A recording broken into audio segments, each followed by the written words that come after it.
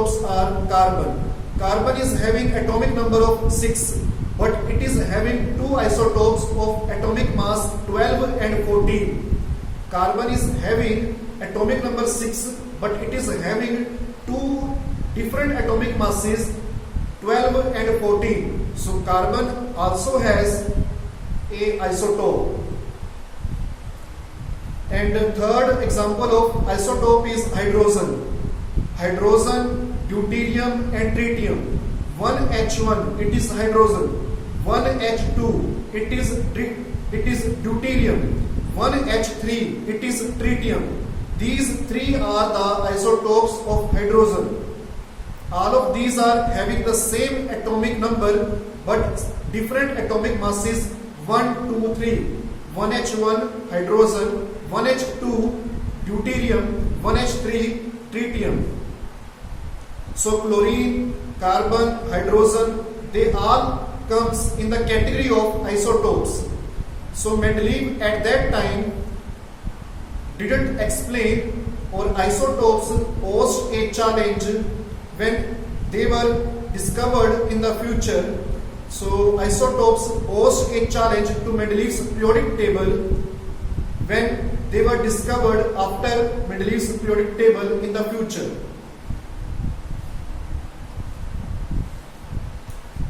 So here we comes modern periodic table. Modern periodic table. This modern periodic table which we are studying in the present, and this modern periodic table was made by Henry Moseley in 1913. In 1913, Henry Moseley. So the main basic idea of classifying the elements according to their physical and chemical properties, similarity, in the modern periodic table was increasing atomic number. Please listen this carefully. All the three scientists, Dobriner, Newland and Mendeleev, arranged the elements or classify the elements according to the similarity in their physical and chemical properties in the increasing order of atomic mass. All these three scientists classify the elements according to the increasing atomic mass. But what Henry did different at that time in 1913, he classified the elements according to their increasing atomic number. Henry Moseley classified the elements in the modern periodic table according to their increasing atomic number. So this was the main idea of preparing the modern periodic table by the Henry Moseley in 1913. So in the modern periodic table, we are having 18 vertical columns known as groups and 7 horizontal rows known as periods. In the modern periodic table, we are having 18 vertical columns. 18 vertical columns known as groups, which we call them as groups. You can see here 18 vertical columns starting from 1 to 18. These are 18 vertical columns and named as or known as groups, and 7 horizontal rows. 7 horizontal rows. 1, 2, 3, 4, 5, 6, 7. 7 horizontal rows known as periods. So Henry Moseley classified the elements in the modern periodic table in 18 vertical columns known as groups and 7 horizontal rows known as periods. With this, we are having another series, lanthanoid series and actinoid series, called lanthanoids or actinoids. Here below the modern periodic table, we are having two more series called lanthanoid series and actinoid series here below the modern periodic table. So when we move left to right in the modern periodic table, actually we are moving from metal to non-metal. Here these are the metals and here these are the non-metals. And here you can see this is the zigzag line of modern periodic table, and it consists of elements like boron, silicon, germanium, arsenic, polonium, astatine. Boron, silicon, germanium, arsenic, polonium, iodine and astatine. This zigzag line separates the metals from non-metals, and this zigzag line is called metalloids. So metalloids are those elements which are having some properties of metals and some properties of non-metals. They are not the metals or non-metals, they are having the mixture of properties of metals and non-metals, and they are called metalloids. And they are represented by the zigzag line in the modern periodic table, and they separate the metals from non-metals in the modern periodic table. Next is 2n square rule, and this rule was given by the Niels Bohr. 2n square rule, this rule was given by the Niels Bohr. What this rule suggests, please see here. As you know, in the atom at the center we are having the nucleus, and nucleus contains the neutrons and protons, and around the nucleus electrons are revolving in the shells. So first shell is name of first shell is K shell, and second shell is L shell, and third shell is M shell, and fourth shell is N shell. So in the center of the atom we are having nucleus, and nucleus contains neutrons and protons, and around the nucleus electrons are revolving, and electrons are revolving in the shells, and shells which are having the names, first shell is having the name K shell, second shell name is L shell, K, L, M, N shells. These are the names of first, second, third and fourth shell respectively. So Niels Bohr gives the electron distribution in these shells according to 2n square rule. What this rule suggests us, for example, if we have to calculate the electrons in first shell of K shell, so what will we do? As you know, the K shell is having first number. So for K shell 2n square, for K shell we will place the value of small n equal to 1. We will put the value of small n equal to 1 for the K shell, for finding the electrons in the K shell. So when we place the 1,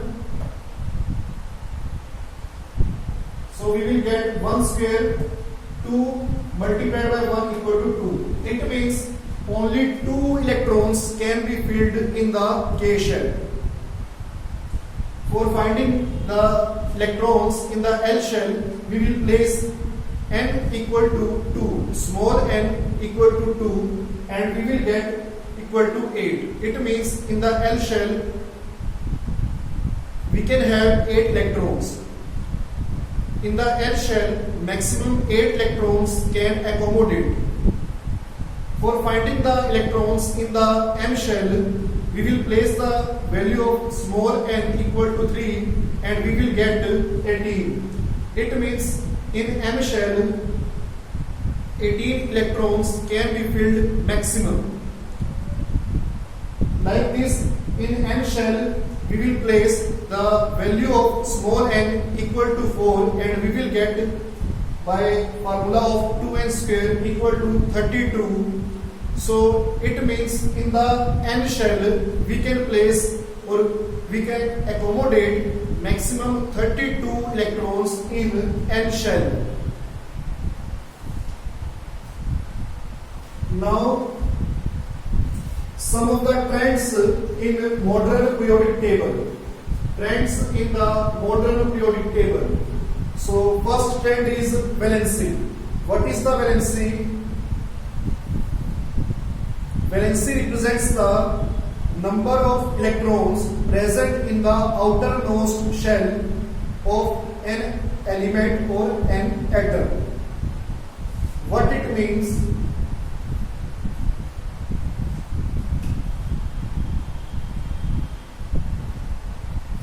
Take an example of beryllium. So beryllium is having atomic number of 4. Beryllium is having atomic number of 4. As you know, in N shell, atomic number is 4. It means the number of protons equal to atomic number. It means the number of protons are 4. And as much the protons, there are as much equal to electrons. Number of protons is equal to number of electrons in an atom. To stabilize that atom or to make that atom neutral, the number of protons should be equal to number of electrons. So listen me carefully. Atomic number will give us the number of protons. Atomic number will give us the number of protons. And number of protons should be equal to number of electrons to make an atom neutral. Number of protons should be equal to number of electrons to make an atom neutral. So I am taking the example of beryllium. Beryllium is having atomic number of 4. It means it is having 4 protons. So 4 protons means it is having 4 electrons. So now we are having 4 electrons. And we know in the first shell of K shell, we can fill maximum 2 electrons. So out of 4 electrons, 2 electrons go into first shell, that is K shell. And we are left with 2 electrons which are present in the second shell, which is N shell. So you can see here in the beryllium case, we are having 2 electrons in the outermost shell. In case of beryllium, we are having 2 electrons in the outermost shell.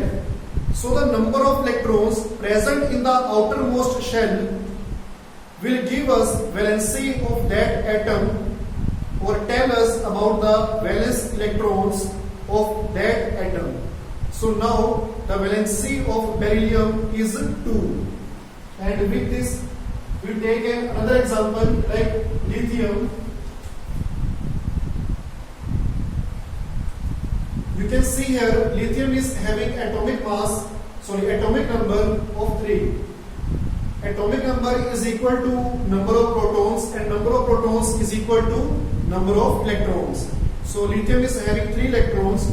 So in the first shell 2 electrons will be filled, and in second shell, L shell, so out of 3 electrons, 2 electrons go into K shell. So we are left with 1 electron and it will go into L shell. So lithium is having 1 electron in L shell, or which is the outermost shell of lithium. So lithium is having only 1 electron in its outermost shell. It means lithium has valency of 1. Lithium is having 1 valency due to the presence of 1 electron in its outermost shell. Only thing which you have to remember in your mind is the number of electrons present in the outermost shell of an element or of an atom will give us the valency of that atom. The number of electrons present in outermost shell is equal to valency of that atom.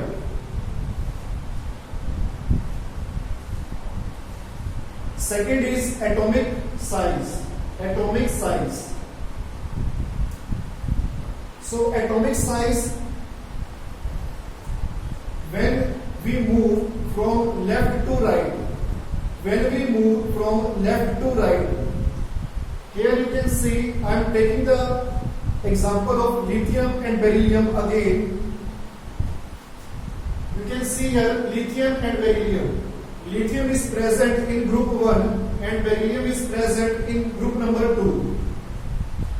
So we are having lithium and we are having beryllium. Here it is lithium and here it is beryllium. So the main point is when we are going from left to right, I am taking the example of lithium in the group 1 and beryllium in the group 2. You can see here only the number of electrons are increasing. In lithium we are having 1 electron in outermost shell, and in beryllium you can see here we are having 2 electrons in outermost shell. In lithium we are having only 1 electron in outermost shell, and in beryllium we are having 2 electrons in outermost shell. And now take the example of the element which is placed below the lithium. See here you can see when we are moving down the group, so lithium is present in second period, and in the third period below the lithium you can see sodium is present.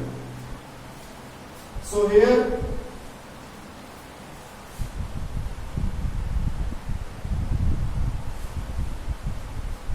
you can see here the sodium is present, and now sodium is having atomic number of 11. Sodium is having atomic number of 11. Atomic number 11 means sodium is having 11 protons, and number of protons should be equal to number of electrons to make an atom neutral. It means sodium is having 11 electrons, and to fill these electrons in the shells we have to fill the first 2 electrons in the first shell, which is K shell, and in the next second shell we can place maximum 8 electrons. So in the next shell you can see 8 electrons has gone. So now 2 plus 8, 10 electrons. We are still having 1 more electron, and it will not go in the second shell because second shell can accommodate up to maximum 8 electrons, and 8 electrons have been filled in this second shell. So now the turn comes of third shell, which is M shell. So this 1 electron which have been left will go in the third shell of M shell. So you can see here in the sodium 2 electrons in the K shell, 8 electrons in the L shell, and 1 electron in the M shell. So you can see the pattern when we are moving from left to right, lithium to beryllium. When we are moving from left to right, lithium to beryllium, only the number of electrons are increasing. Lithium is having 1 electron and beryllium is having 2 electrons. And when we move down the group in the modern periodic table, down the group from lithium to sodium, what we get, there is an increase of number of shells. In the lithium only 2 shells are present, but in the sodium 3 shells are present. This is the main difference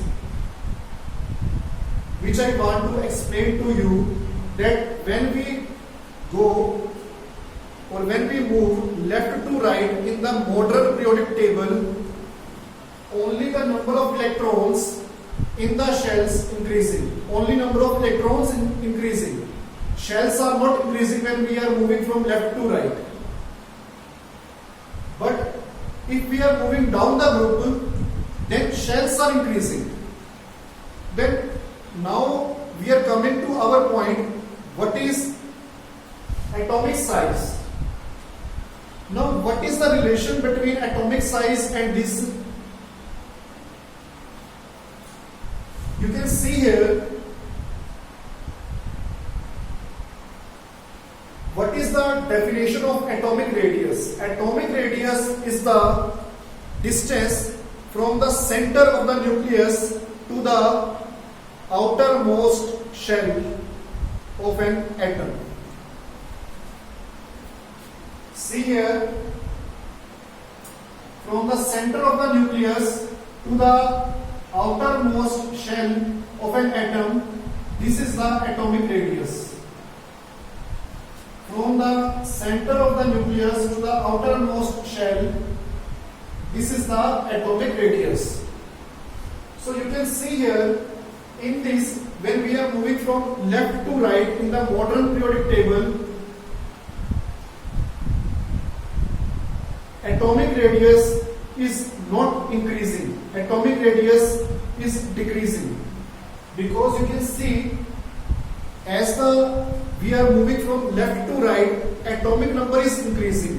When atomic number will increase, the number of protons will also increase, and protons are having the positive charge, and protons are present in the nucleus, and protons are having the positive charge. It means nucleus is having the positive charge and electrons are having the negative charge.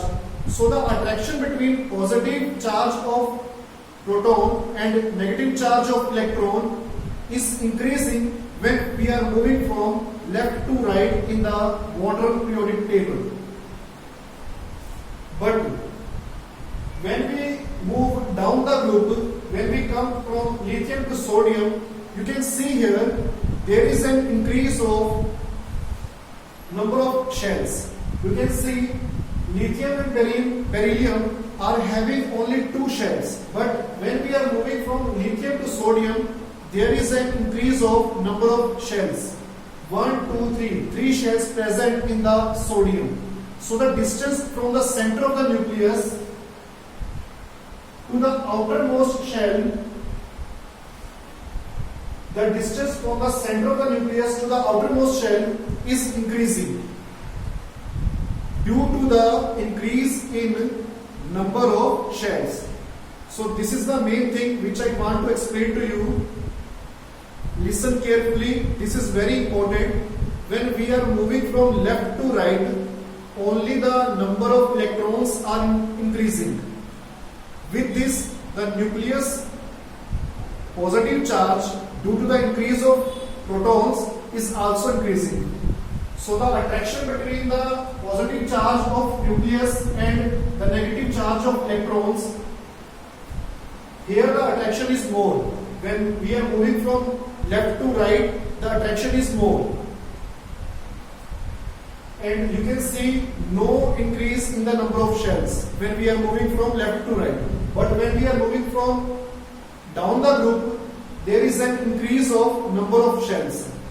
So due to the increase in number of shells, when we are moving from down the group, so the distance from the nucleus or the distance from the center of the nucleus to the outermost shell is increased.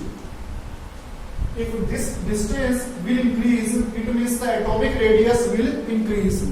So atomic radius will increase when the number of shells will increase. So the main thing is, which I want to explain to you, when we are moving from left to right, the atomic size or atomic radius decreases, or when we move from down the group, the atomic size or atomic radius is increasing. Down the group, atomic size or atomic radius increases, and left to right atomic size or atomic radius decreases. With this, I want to add something more. As you know, there is positive charge in the nucleus due to the presence of protons, and electrons are having negative charge. So there is an interaction, or there is an attraction between the positive charge of the nucleus and in the negative charge of electrons. So you can see here the number of shells are only 2. Number of shells are not increasing when we are moving from left to right. So the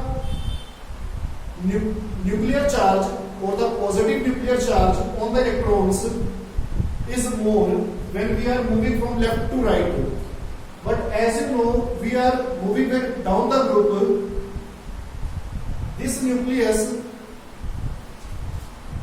is present very far away from the outermost shell. So the distance between outermost electrons and nucleus is increasing. So due to the increase in the distance, the outermost electrons will feel less positive nuclear charge of the nucleus or less attraction by the nucleus. Here you can see when we are moving down the group, there is an increase in the number of shells. As the number of shells will increase, the effective nuclear charge to the outermost electrons will reach very less attractive nuclear charge from the nucleus will be felt by the outermost electron. So when we are moving from left to right, due to the attractive nuclear charge of the nucleus, there is some contraction between the nucleus, between the atomic size. It will exert a positive attractive force. Nucleus will exert a positive attractive force on the electrons, and there will be a contraction when we are moving from left to right. But when we are moving down the group, as the number of shells increase, the positive attractive charge produced by the nucleus will be felt very less by the outermost electron, which is present in the outermost shell. So here I want to explain one thing, that this outermost electron will get very less attractive nuclear charge by the nucleus, and as the attraction between the outermost electron and nucleus decreases when we are moving down the group, so there is an increase in atomic size or atomic radius when we move down the group.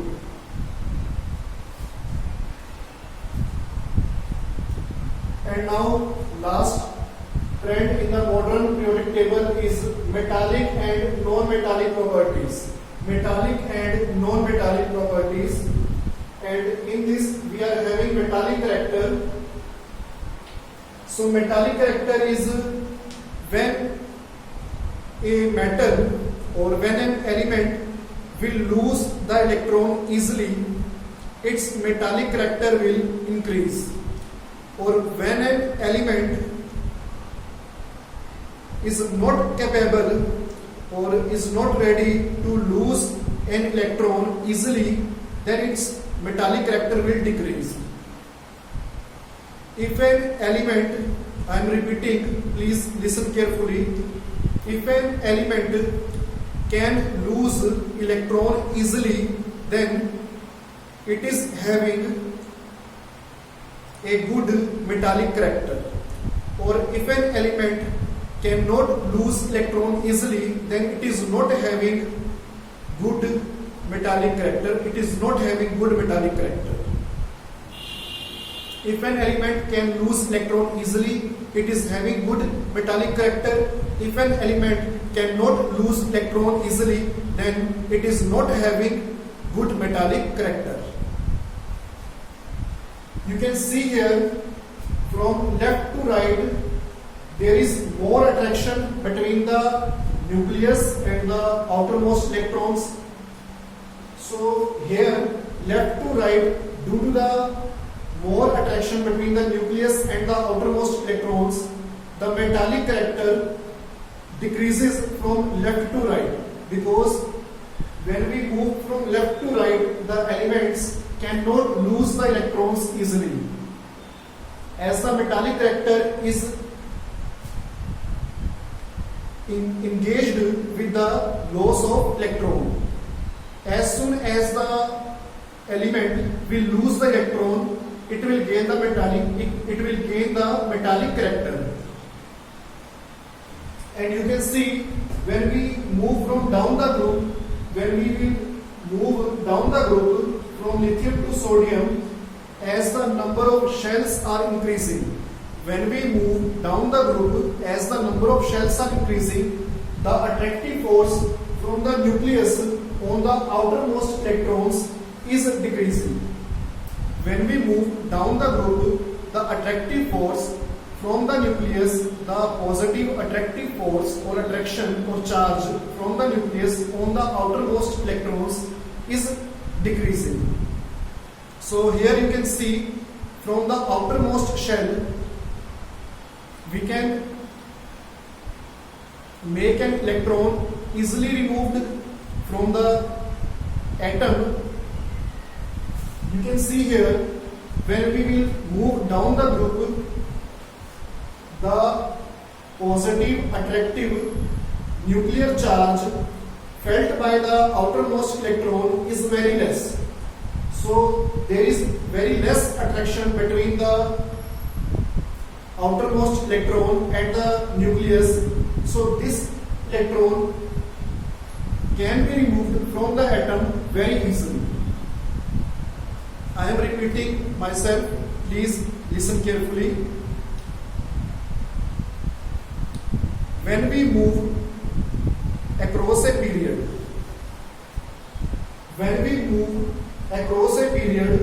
the metallic character decreases. When we move across a period, the metallic character decreases. What is the reason behind this? Because when we move from left to right or across a period, the effective nuclear charge or attractive nuclear charge produced by the nucleus on the outermost electrons is very large, and there is some contraction or attraction between the nucleus and the electrons. So electrons cannot be removed easily from left to right due to the higher effective nuclear charge from the nucleus on the outermost electrons. But when we move down the group, as you know, down the group number of shells are increasing.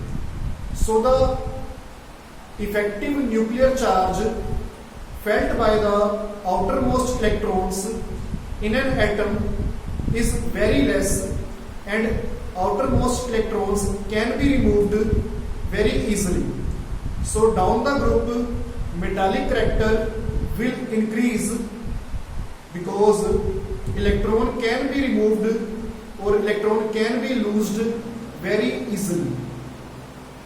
Across a period, metallic character will decrease because electrons cannot be removed easily across a period. But down the group, as the electrons can be removed easily, the metallic character will increase. Thank you everyone.